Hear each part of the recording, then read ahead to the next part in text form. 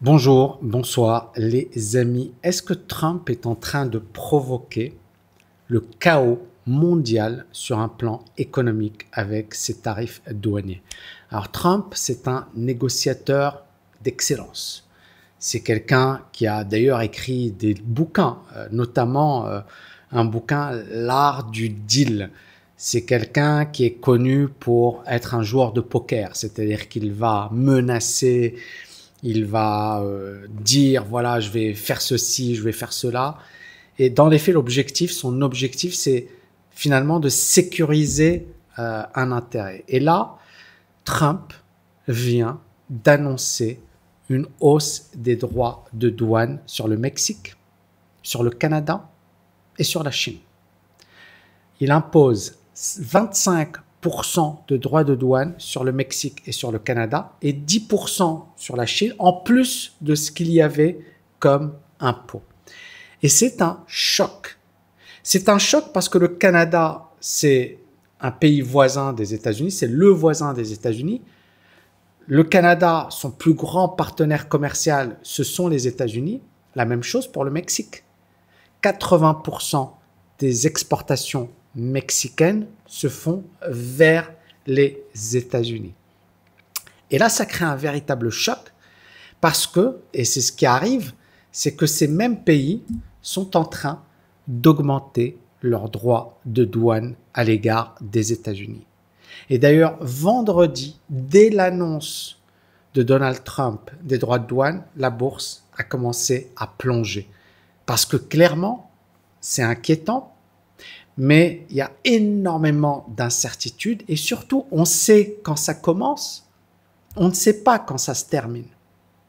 Et donc, Trump, en annonçant finalement des tarifs douaniers massifs, 25%, c'est énorme sur le Canada, sur le Mexique, sur la Chine, il a annoncé finalement l'un des actes les plus protectionnistes de son administration, de l'administration américaine, et clairement, ça a eu un impact sur les marchés en direct. Alors, comment Trump justifie cela? Il dit, je dois protéger l'économie américaine, je dois contrer l'immigration illégale, je dois lutter contre le tarif de fentanyl en provenance du Mexique et de la Chine. Donc vous voyez, ça c'est en anglais. Donc aujourd'hui, j'ai mis en place, donc on est le 2 février, c'est-à-dire aujourd'hui, j'ai mis en place des droits de douane de 25% sur les importations du Mexique et du Canada. Alors, encore une fois, c'est important de le noter. Le premier partenaire de l'Allemagne, c'est la France. Le premier partenaire de la France, c'est l'Allemagne. Et si on a la même chose en Europe, c'est l'Allemagne qui augmente ses droits de douane de 25% du jour au lendemain sur la France, que va faire la France, à votre avis? La France va rétorquer. Elle va dire, puisque on m'impose des droits de douane, je vais faire la même chose. Et là, le problème ici, c'est que justement, avec notre ami Trump, ici, il dit, écoutez, j'ai augmenté les droits de douane parce que il y a une menace sur des immigrés, une menace avec des drogues qui tuent nos citoyens, notamment le fentanyl. Donc, il explique que c'est la Chine, mais également le Canada. On doit protéger les Américains et c'est mon devoir en tant que président. Ok, tu vas protéger tes citoyens en augmentant les droits de douane de 25%. Alors moi, j'aime beaucoup Trump, mais c'est pas comme ça que tu protèges les citoyens. Alors bien sûr, il justifie, oui, mais ça va me permettre de négocier. Ok, très bien. Et donc, il dit, je veux arrêter de flood, c'est-à-dire l'inondation d'immigrants étrangers et des drogues qui viennent dans nos frontières. Et je veux effectivement, la grande majorité des Américains ont voté pour. Alors, est-ce qu'on a déjà eu ça dans le passé? La réponse est oui. Et vous savez quand? Entre les deux guerre mondiale. Alors, je vais toujours avoir un spécialiste qui va m'expliquer que ça n'a rien à voir, etc. Oui, ça n'a rien à voir et je vais resituer les choses et remettre les choses dans leur contexte. Auparavant, bien évidemment, l'Europe était puissante et les États-Unis étaient également puissants.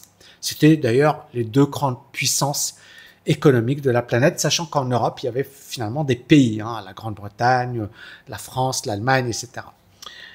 Et les États-Unis vivent une crise. 1929, krach de 1929, récession, dépression.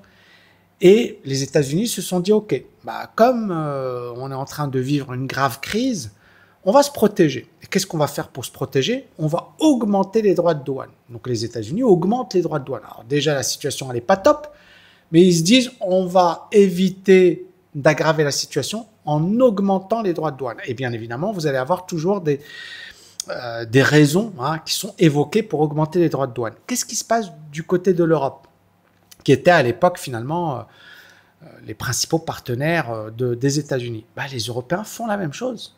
Ils augmentent les droits de douane.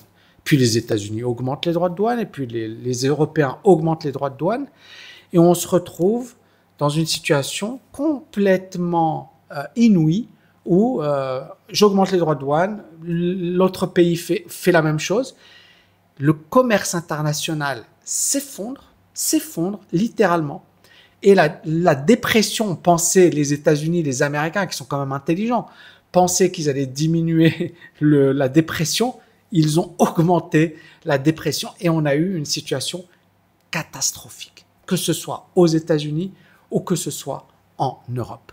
Mais vraiment catastrophique, relisez les livres d'histoire, etc. Et donc, les marchés financiers ont quand même un certain recul. Et ils savent que l'histoire, elle se répète. Et c'est ce qui se passe aujourd'hui. C'est que, est-ce que finalement, c'est pas similaire à ce que l'on a vécu dans les années 30? Et est-ce qu'on n'est pas en train de revivre à la même chose? Alors bien sûr, je ne sais pas de vous effrayer, etc. Je vais vous donner les raisons et bien évidemment ce qui s'est passé dans l'histoire. Je vais vous faire bien évidemment un petit résumé. Quand on a eu la Deuxième Guerre mondiale, il y a eu des accords, d'accord, entre les États-Unis et bien sûr entre les pays du monde entier. Mais finalement, c'était essentiellement entre les États-Unis et les pays européens. Et ces accords consistaient en quoi?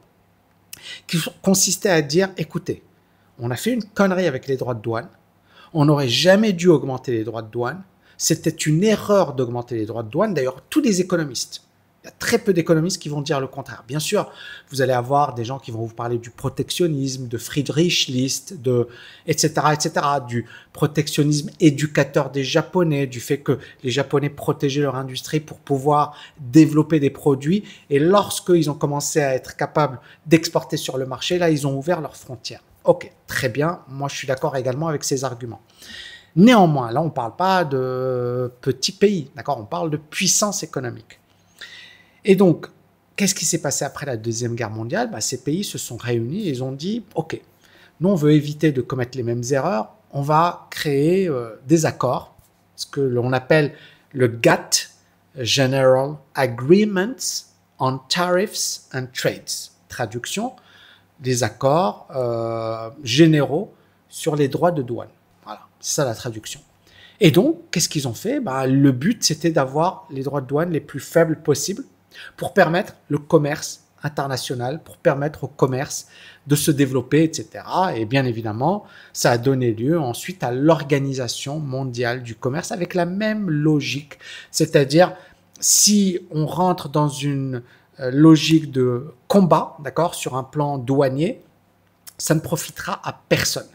Bien évidemment, ça s'inspire de la théorie économique, notamment des travaux de David Ricardo, qui a mis en évidence le fait que chaque pays, en se spécialisant dans les domaines dans lesquels il est le plus fort, va pouvoir apporter plus de valeur parce que chaque pays, en se focalisant sur ses domaines de prédilection, va pouvoir effectivement produire moins cher et donc c'est favorable à la croissance mondiale et c'est favorable à l'économie mondiale. Ok, très bien, tout ça c'est élégant, c'est juste et c'est vrai. C'est-à-dire, quand il y a eu ces accords, etc., le commerce mondial a explosé, les échanges ont explosé, tout s'est super bien passé, l'économie était au beau fixe et je pense que tout le monde était super content de cette organisation mondiale du commerce, de ces accords, de ce GATT, de ces accords douaniers, etc. Tout le monde était super content. Mais qu'est-ce qui a changé? En fait, ce qui a changé, c'est que l'Europe qui était puissante, est moins puissante aujourd'hui. L'Europe représentait 25% de l'économie mondiale il y a 20 ans. Aujourd'hui, elle représente 18% de l'économie mondiale. C'est-à-dire qu'elle a perdu quasiment 7 points. Pire que ça. On sent que l'Europe, elle est à bout de souffle. Elle n'a pas su se renouveler, elle n'a pas su innover, elle n'a pas su créer les Meta, les Google, les Apple, d'accord? Et donc l'Europe, elle est vraiment en panne. Bon, ok, mais vous allez me dire, Tammy, ouais, mais là tu parles des États-Unis, pas de l'Europe. Attendez, j'y arrive. Les États-Unis, ils étaient à 25% il y a 20 ans, ils sont toujours à 25% aujourd'hui. Super, c'est très bien pour eux. La Chine, elle était à 8% il y a 20 ans, aujourd'hui elle est à 18%. Et dans 20 ans, 30 ans, la Chine va largement dépasser les États-Unis. Donc clairement, ce n'est pas un combat des États-Unis à l'égard de l'Europe.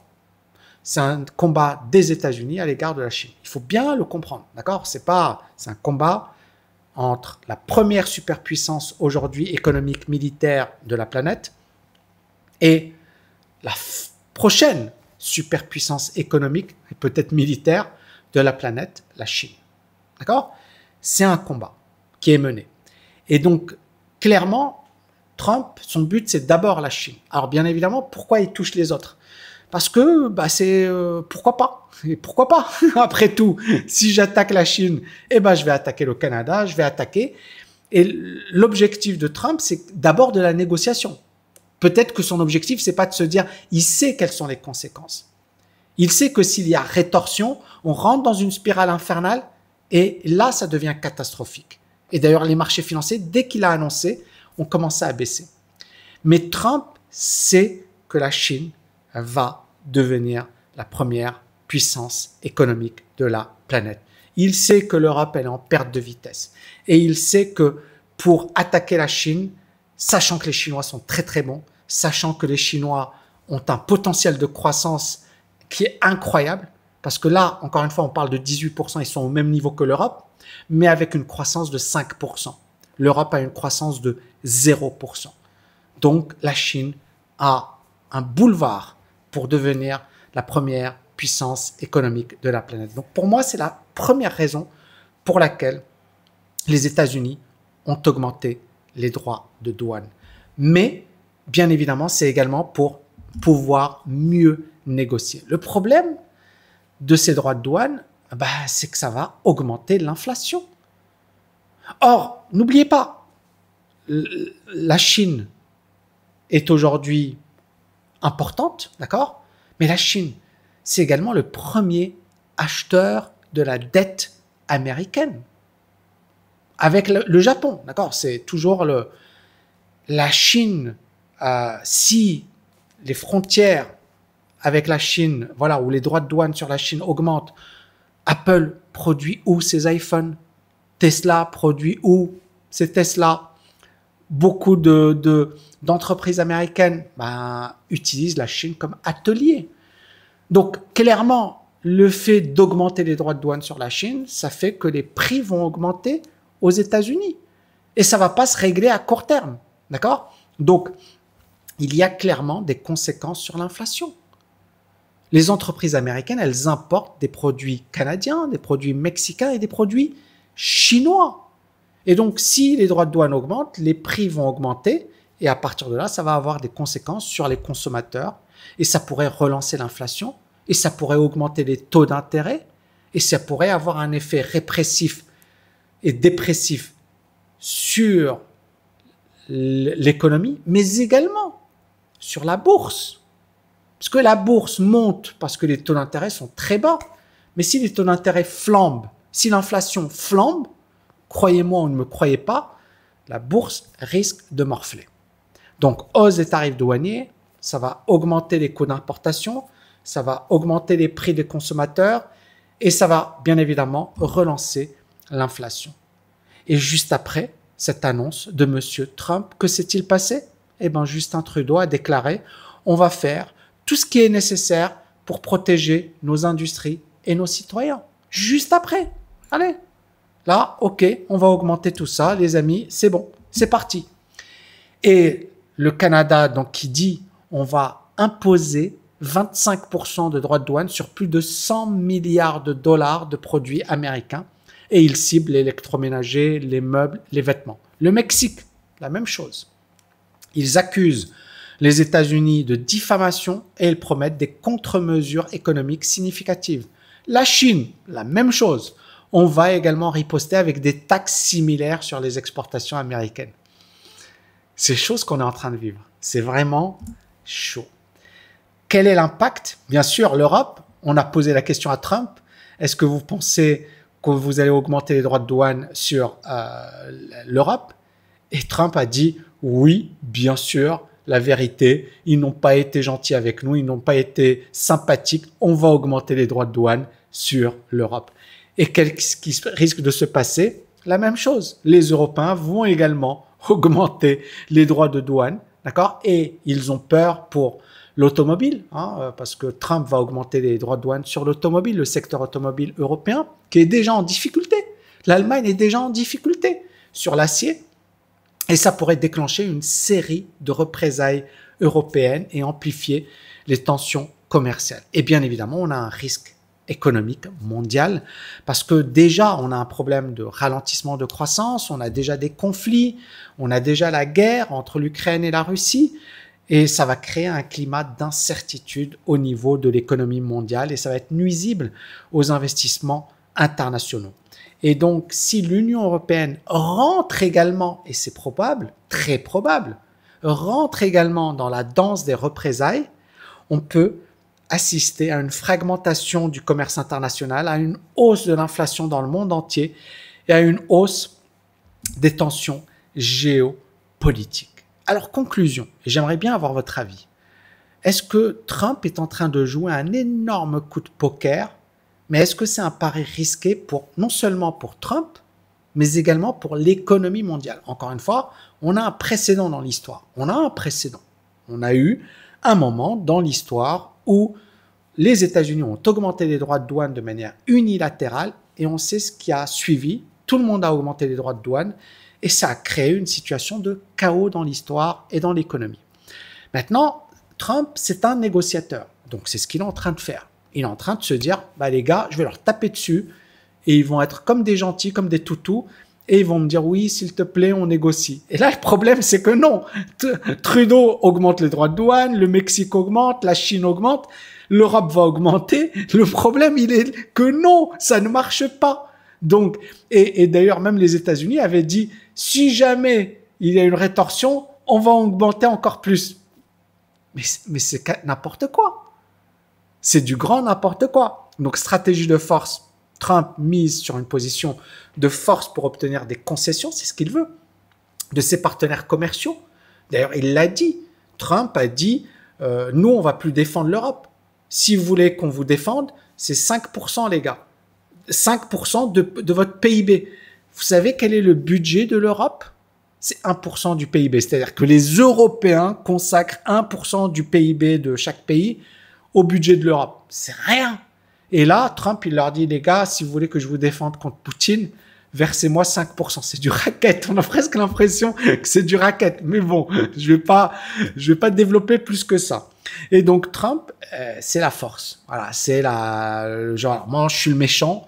Je vous tape dessus. Et en fait, les gens, ils vont lui dire, oui, s'il te plaît, on va être gentil avec toi, etc. Et donc, le but, c'est d'obtenir des concessions et il veut créer des tensions diplomatiques. Mais on va avoir des tensions diplomatiques. Risque économique. On sait que ça a démarré. On ne sait pas comment ça va se terminer. Comme dans les années 30. On sait comment ça a démarré et on sait ce que ça a donné. La catastrophe économique. C'était une catastrophe. Donc, clairement, ça va fragiliser l'économie américaine, mais également le monde. Tout le monde va être fragile. Tout le monde va être perdant de cette guerre économique. Ça va augmenter les coûts de production, ça va pousser les entreprises, voilà. Mais impact mondial, on est à un tournant historique. Voilà. Donc, ça va avoir un impact sur les marchés financiers. Ça va avoir un impact sur l'économie. Ça va avoir un impact sur les relations, d'accord? Ça va avoir un impact au sens où c'est une première. C'est-à-dire, le commerce international n'est pas parfait. La mondialisation n'est pas parfaite, clairement. D'ailleurs, l'Europe en a fait les frais, mais il y a d'autres problèmes plus profonds en Europe. C'est pas le commerce international. C'est l'Europe qui n'a pas su se renouveler, qui n'a pas été assez agressive, qui n'a pas investi intelligemment dans l'innovation, dans la recherche. C'est-à-dire, on peut trouver les raisons. C'est-à-dire, l'un des points forts de l'Allemagne, ça a toujours été de dire il faut être une économie forte, d'accord? Avoir une monnaie forte et une économie forte. Et ça explique le succès de l'Allemagne, parce que l'Allemagne a été pendant des décennies une économie puissante. Ça reste la première économie européenne. Mais je pense que ces principes qui étaient bons, c'est-à-dire le commerce international est problématique si l'économie est faible. Un pays faible va se faire bouffer. Un pays fort tire son épingle du jeu.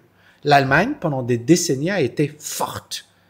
Et elle s'en est très bien tirée au niveau du commerce international. Aujourd'hui, la faiblesse de l'Europe, la faiblesse de l'Allemagne fait qu'elle n'est pas avantagée. Donc, aujourd'hui qu'il y a une critique de la mondialisation pour des raisons évidentes, je comprends. C'est pas ça le problème.